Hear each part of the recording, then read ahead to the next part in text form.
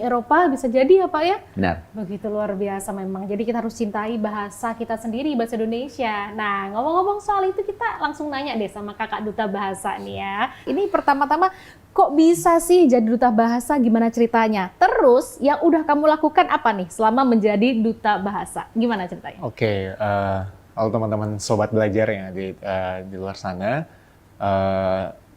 Bagaimana pengalaman saya menjadi duta bahasa sebenarnya berawal dari kenalan dengan teman saya gitu juga yang seorang duta bahasa. Oke. Dari situ saya melihat bahwa oh ternyata banyak banget ya program-program yang dilakukan oleh duta bahasa dalam bidang literasi, kebahasaan dan kesastraan.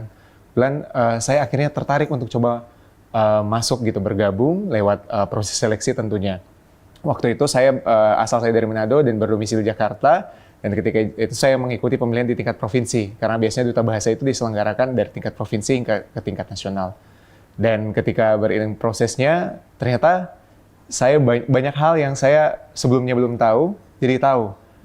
Ketika kita sudah bergabung menjadi duta bahasa, ternyata ada proses edukasi secara pribadi kita untuk terus belajar, dan banyak hal yang kita eksplorasi gitu, baik terkait literasi, kebahasaan, dan kesastraan.